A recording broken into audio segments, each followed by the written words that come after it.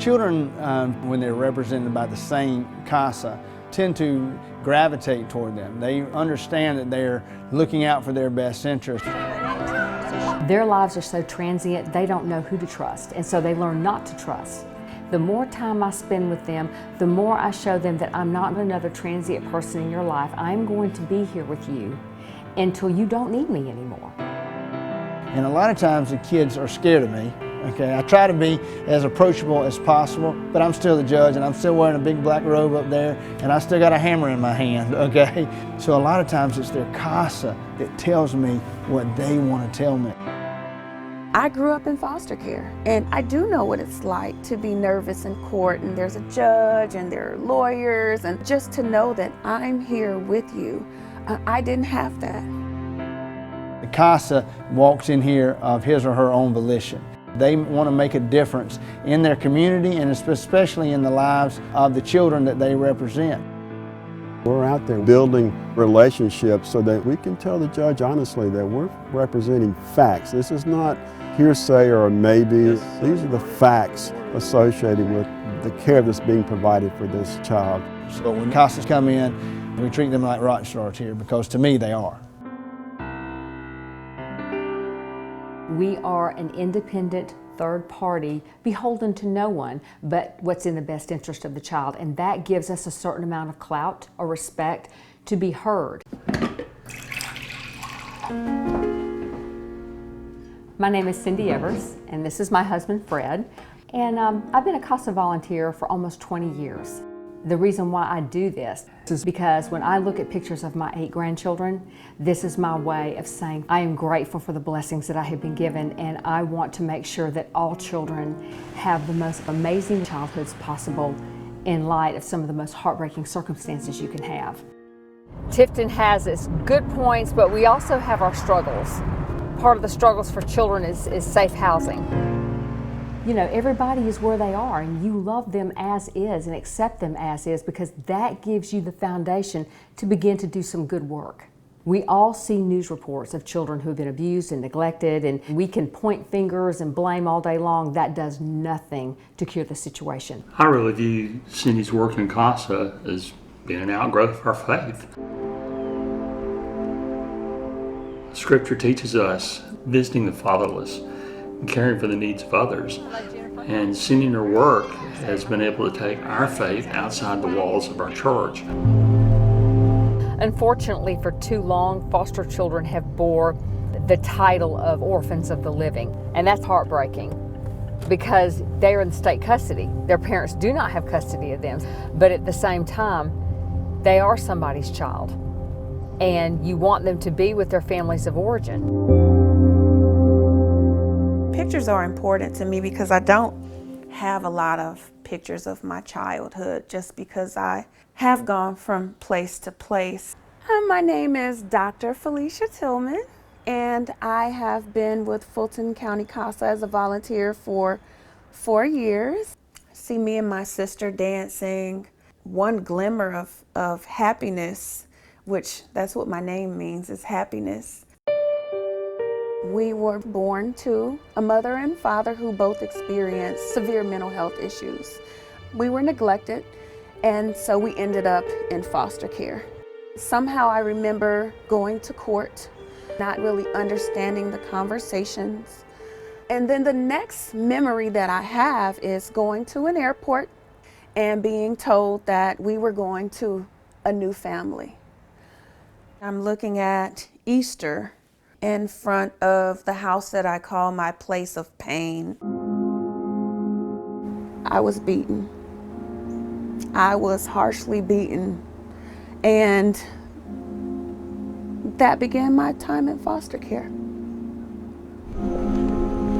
So we're here at the house, and you can see the burglar bars on the windows. Just looking at my bedroom, it elicits sad memories, even looking at the neighbors' trees, because those are where the switches came from that we got our beatings with. I ended up being homeless, and I see this look on my face of anger and rebellion. I was assigned a case of a teenage girl, and she had been in and out of the foster care system, and I think I could relate a lot to her. She just didn't trust a lot of people. The foundation is building trust and then becoming their voice. And in order to become the voice for these children, we have to get to know them. Just being that voice for the child, I am truly being who I needed. Sometimes I thought I wasn't gonna make it through, and I'm back. So, from victim to victor, that's how I feel right now. In the 10 years being a CASA volunteer, I've worked with 20 children, all ages, from infants to teenagers. The challenge is the same. It's abuse and neglect. I'm Jeff Sprinkle. I've been a CASA volunteer in Rabun County for 10 years. We don't have a lot of job opportunities here in the Rabun County area, so unfortunately drugs and alcohol is a problem for a lot of our families. The role of the CASA is to build the trust of the other stakeholders, the DFACS case managers, the judge, people who are providing the counseling for the children. That's what we do as CASAs, is that we engage with these folks and gain their trust, because they know that at the end of the day, our only interest is the well-being of the child. Right around the corner is the home of a family I had the chance to work with. They have now actually bought their own home and saved for and paid for by themselves. We're also helping the family realize they can have gainful employment. They can own their own homes. And if we can help that family make that change, then that family can help that child also get to a better place. Well, he is absolutely precious. There's nothing on this planet that you can do that is as fulfilling as watching a family being reunited for the first time, or standing with a child in the foster family in an adoption ceremony. That is the most fulfilling thing I think I've ever experienced. Our CASA, Jeff Sprinkle, has led me in the right direction of how to get help. And then it's also another person of our village that loves our little guy. If someone wanted to make a difference, and if I was trading my time for something, I can't think of nothing better than a child's life. There are times when the judge asks, is there a CASA available for this case? And a lot of times we have to say, what? No. Because we don't have enough volunteers. It breaks our heart when we don't have a CASA volunteer to put on these cases, because of course we want a volunteer for every case, for every child that is in care. I was given a picture of a little girl that I advocated for, and you'll see that the child has no face. And she said, you know, my child did not have a voice until you spoke up for us. I've been at this for almost 20 years, and I think for me, I've seen such a difference that it makes in the lives of children. Hey, don't take my word for it, go check it out.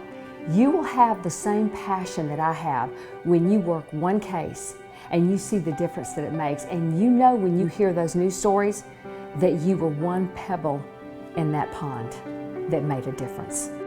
And when I look into these children's faces and think about the letter that I wrote to my younger self, I say, I am being who I needed. Maybe you didn't have that, but you're gonna be that for these children. And that's why this is the best job in the world for me, is being a CASA. When I get involved in a case, the first 3 words I write on the inside of my file folder is respect, dignity, and grace. And that's what we do for these children. And I think being a CASA volunteer and seeing what these families go through, it makes me a better person. It makes me a better dad, and it makes me a better grandfather. If I had a wish in my courtroom, the first one would be that every child would go home with a parent who loved them and could take care of them.